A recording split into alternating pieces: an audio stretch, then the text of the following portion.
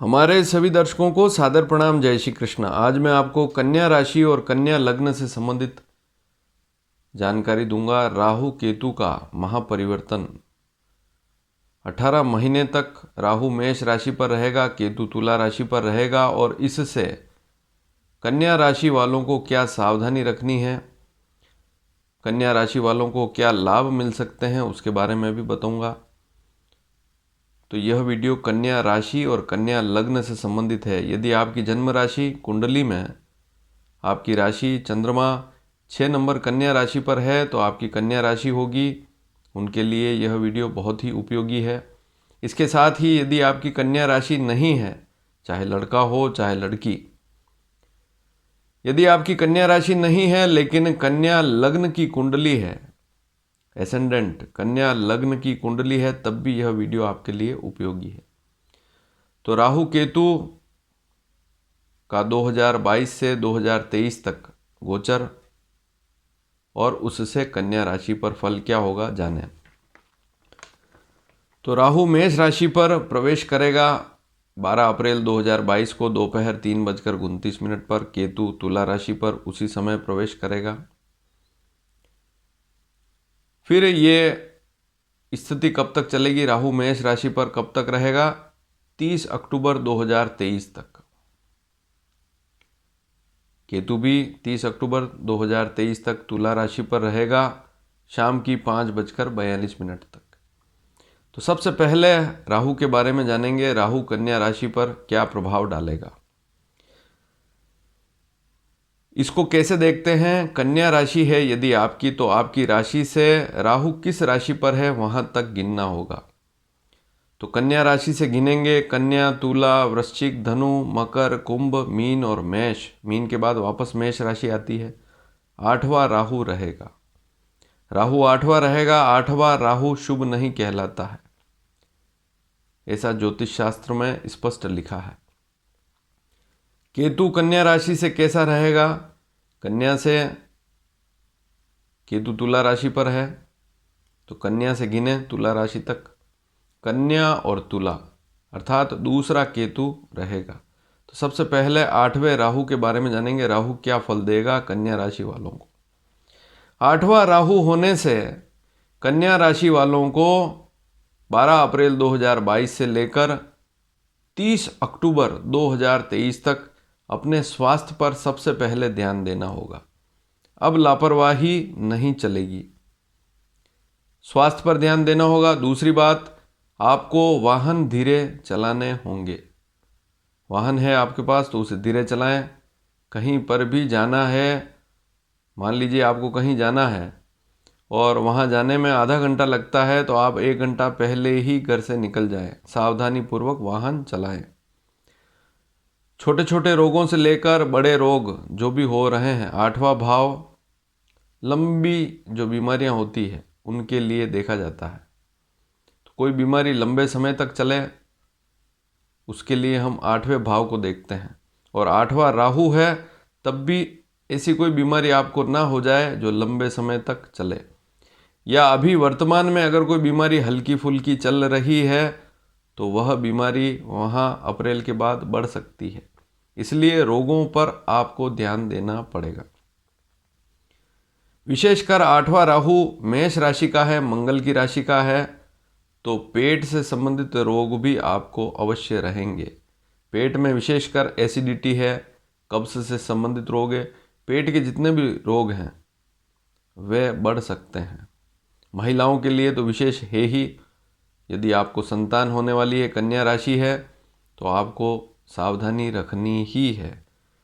राहु 8वां होने से आप मेहनती अवश्य रहेंगे, परिश्रम अवश्य करेंगे। इस समय में आप निरंतर अपने धन को बढ़ाने के लिए, अपनी आमदनी को बढ़ाने के लिए परिश्रमशील रहेंगे। कामकाज अच्छे चले इसके लिए मेहनत करेंगे। पैतृक संपत्ति से संबंधित कोई विवाद हो सकता है, इसलिए वहाँ पर भी आपको सावधानी रखनी होगी। पुरानी कोई संपत्ति है या माता पिता की कोई संपत्ति है, उससे संबंधित कोई विवाद है, तो इस समय में सावधानी रखेंगे तो ठीक रहेगा, अन्यथा फिर विवाद हो सकता है। आपके जितने भी शत्रु हैं उनसे आप सावधान रहें इस समय में। अन्यथा उनसे आपको नुकसान हो सकता है, वे आपके लिए ठीक नहीं रहेंगे। अगर आपको किसी प्रकार का व्यसन है, आपका खान पान अच्छा नहीं है, तो उसे सुधारें। तो व्यसन से बचना है, गलत खान पान से दूर रहना है। अब अगली बात, राहु 8वां है तो जानवरों से भी दूरी बनाए रखनी है। जितने भी जानवर हैं, गाय है, कुत्ता है, उनसे दूरी बनाए रखें। तो पशुओं से दूरी बनाए रखें। अगर आपको गाय को रोटी भी देनी है तो दूर से दें, सावधानी रखें। अगली स्थिति, राहु 8वां है तो यह अचानक लाभ देने वाला भी है। ऐसा बिल्कुल नहीं है कि राहु खराब ही है। कभी कभी जो अचानक मिलने वाला लाभ होता है वह राहु से अवश्य मिलेगा। कन्या राशि की बात हो रही है तो कन्या राशि वालों को अचानक लाभ के योग अवश्य बनेंगे। इससे आपका बैंक बैलेंस अचानक बढ़ भी सकता है, इसलिए पैसा भी बचाएं। इस बात पर भी ध्यान दें। ऐसा नहीं कि पैसा आया अचानक और आपने अचानक उसे खर्च भी कर दिया, क्योंकि राहु वहाँ बैठकर खर्च को भी देखेगा। 8वां राहु आपके खर्च को भी देखेगा, आपकी जमा पूंजी को भी देखेगा। और खर्च कहाँ होगा? भूमि, संपत्ति, मकान, वाहन इत्यादि पे खर्च भी हो सकता है, वहाँ पर भी मस्तिष्क लगेगा। तो इससे राहु से क्या क्या स्थितियाँ बन सकती है आपने जानी। अब अगली स्थिति राहु से और क्या हो सकती है। जो बुजुर्ग हैं और आपको कोई लंबी बीमारी पहले से ही चल रही है तो आपको तो सावधानी रखनी ही है। बुजुर्गों के लिए यह राहु 60 साल से अधिक आयु है, तो आपको स्वास्थ्य पर विशेष ध्यान देना होगा और आप स्वस्थ रहें, मैं यही कामना करता हूँ। लेकिन अपने समय को ऐसे ही ना गंवाएं, व्यायाम करें, शरीर का ध्यान रखें, अच्छा खान पान रखेंगे तो कोई समस्या राहु से नहीं होगी। पहले ही बता चुका हूँ कि राहु के लिए हनुमान जी और स्वास्थ्य के लिए विशेषकर महामृत्युंजय मंत्र का यदि जाप करेंगे तो आपको कोई समस्या नहीं रहेगी। तो इस समय में महामृत्युंजय मंत्र भी आप करते रहें, राहु के दुष्प्रभाव नहीं रहेंगे। अब केतु के क्या फल हो सकते हैं। दूसरा केतु है कन्या राशि से, कन्या और तुला, दूसरा केतु। तो केतु के क्या नुकसान हो सकते हैं, क्या लाभ हो सकते हैं, केतु में क्या सावधानियां रखनी है इस 1.5 साल में, 18 महीनों में। सबसे पहले तो दूसरा भाव भी देखेंगे, क्योंकि कन्या राशि से और कन्या लग्न से भी दूसरा है। तो दूसरी स्थिति केतु की कौटुंबिक कलह कराने वाली होती है। परिवार में छोटी छोटी बातों पर कलह ना हो, इस पर ध्यान दें, अन्यथा फिर कलह बढ़ सकता है। इसलिए आपको वाणी पर संयम रखना पड़ेगा और कम बोलना आपके लिए अच्छा रहेगा। तो केतु अगर आपके लिए फायदे का रहेगा, कब रहेगा? जब आप कम बोलेंगे, आवश्यकता हो उतनी ही बात करें और अच्छी वाणी का प्रयोग करेंगे तो आपके कामकाज अच्छे रहेंगे। घरेलू समस्याओं से मन में अशांति रहेगी। केतु दूसरा होने के कारण घरेलू समस्याएं होने के कारण मन में अशांति रहेगी और हो सकता है आपकी वाणी से ही कोई काम बिगड़ जाए, इसलिए सावधानी रखें। अकस्मात लाभ केतु से भी आपको अवश्य मिलेगा। अचानक मिलने वाला लाभ, नौकरी में पद की वृद्धि होना या प्रमोशन होना या पैसा बढ़ना या व्यापार में भी अचानक लाभ होना, अगर आपकी कन्या राशि है तो यह केतु दिलवाएगा। आँखों दांतों की समस्याएं हो सकती है। दांत, आँख, मुख के रोग, इन पर थोड़ा सा ध्यान दें। आँखों में समस्या ना हो, चोट ना लगे आँखों पर, और दांतों की कोई समस्या ना हो, मुख के रोग ना हो, उन पर भी ध्यान अवश्य देवें। चेहरे के रोग आ ही गए, दूसरा भाव चेहरा मुख का भाव है, तो चेहरे पर आजकल जैसे पिंपल्स होते हैं या लड़कियों को या लड़कों को या और कोई चेहरे की समस्या, स्किन डिजीज़ है चेहरे पर, तो वहाँ पर भी ध्यान अवश्य देवें। धन जमा करने पर ध्यान देवें। दूसरा केतु है तो दूसरे केतु जो है, जमा पूंजी जो है उस पर ध्यान देने की आवश्यकता है। उसको व्यर्थ गंवाने की कोशिश ना करें। ऐसा ना हो कि आपका जो बैंक बैलेंस है वह कम हो जाए, क्योंकि धन पर प्रभाव, दृष्टि नहीं प्रभाव केतु का। तो केतु का प्रभाव धन वाली स्थिति पर होने के कारण आप धन को बचाने की कोशिश करें। धन आएगा लेकिन उसे बचाने की कोशिश करें। शिक्षा अगर आप ग्रहण कर रहे हैं, आप स्टूडेंट हैं, तो उसमें उतार चढ़ाव अवश्य रहेगा केतु के प्रभाव से, तो वहाँ पर भी ध्यान अवश्य लगावें। भोजन की शुद्धता पर ध्यान देवें। कन्या राशि है, मुख्य स्थान पर केतु है, दूसरा केतु है, तो खाना पीना व्यवस्थित रखें और अच्छा भोजन करें, शुद्धता पर ध्यान देवें और लक्ष्य से विचलित ना हो। जो भी आपका लक्ष्य है उस पर चलें, उससे विचलित ना हो, लेकिन लक्ष्य अच्छा रखें। ऐसा नहीं कि आपको कोई खराब काम करना है और उसके लिए लक्ष्य बना लेंगे तो फिर नुकसान ही होना है। किसी से शत्रुता का लक्ष्य ले लिया और फिर उससे झगड़ना है, तो ऐसा लक्ष्य ना रखें, अच्छा लक्ष्य रखें। लोगों की सेवा और काम में ध्यान, अधिक से अधिक जमा पूंजी हो उस पर ध्यान देवें। परिवार में प्रेम बना रहे, उस लक्ष्य पर बढ़ें, तो केतु आपके लिए अच्छा रहेगा। अन्यथा ये केतु जो है कहीं न कहीं समस्या देगा।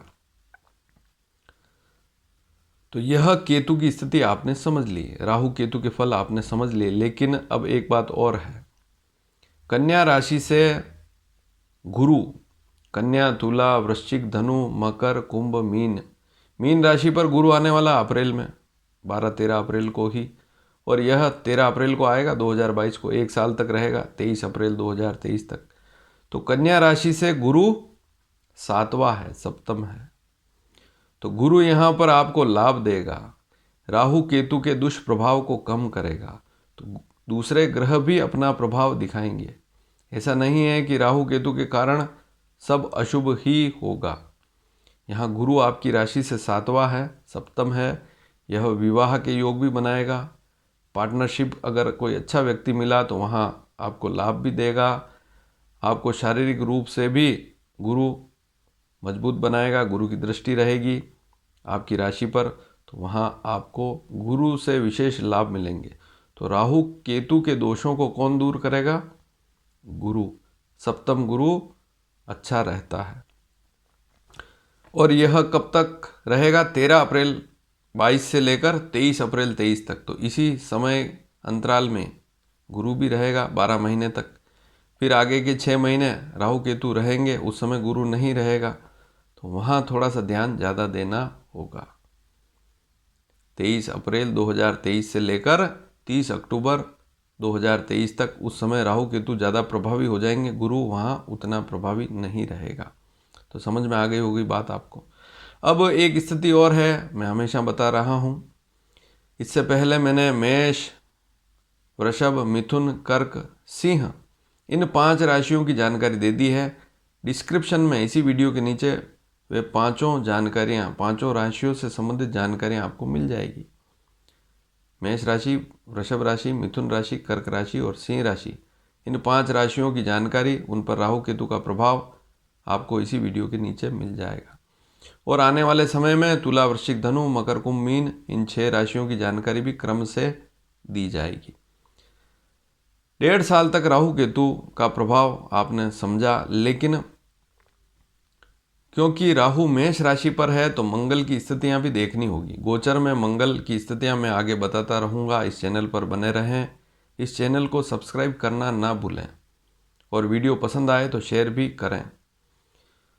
तो मंगल गोचर में जब जब मित्र राशियों पर जाएगा तब तब राहु के अशुभ प्रभाव नहीं रहेंगे। और शत्रु राशियों पर यदि गोचर करता है इस समय में, जैसे मान लीजिए मिथुन राशि, कर्क राशि, कन्या राशि और कुंभ राशि, 3, 4, 6 और 11, इन राशियों पर अगर मंगल का गोचर रहता है, मान लीजिए इस राहु के काल में, तो वहाँ पर मंगल तो अशुभ है ही और राहु के फल भी वहाँ ज़्यादा अशुभ होते हैं। लेकिन आने वाले समय में मैं जैसे ही आपको मंगल की जानकारी दूंगा, आपको पता लगेगा कि वास्तव में मिथुन, कर्क, कन्या या कुंभ पर मंगल है या नहीं। होगा तभी अशुभ फल मिलेंगे। ऐसी स्थितियाँ बहुत कम बनेगी, इसलिए घबराने की आवश्यकता नहीं। और केतु जो है वह शुक्र की राशि तुला पर है, तो शुक्र की स्थितियाँ भी बदलती रहती है। महीने भर बाद शुक्र की स्थिति अलग राशि पर होती है, फिर वापस महीने भर बाद अलग राशि पर शुक्र आता है। तो शुक्र की स्थिति यदि अच्छी है, मजबूत है, मित्र राशियों पर शुक्र है, अपनी ही राशि पर है, तो वहाँ केतु के प्रभाव भी कम होंगे। जैसे 4, 5, 6 और 9। कर्क, सिंह, कन्या और धनु राशि पर शुक्र चलेगा। इस समय में शुक्र भी उतने अच्छे फल नहीं दे पाएगा और केतु भी उतने अच्छे फल नहीं दे पाएगा। अन्य 8 राशियों पर शुक्र चलेगा। उस समय मान लीजिए केतु भी चल रहा है और अन्य 8 राशियों पर शुक्र चल रहा है, तो वहाँ जो है शुक्र और केतु दोनों के फल अशुभ नहीं रहेंगे। तो यह जानकारी आपको अच्छी लगी होगी, और यदि पसंद आई हो तो इस वीडियो को लाइक अवश्य करें। धन्यवाद। जय श्री कृष्ण।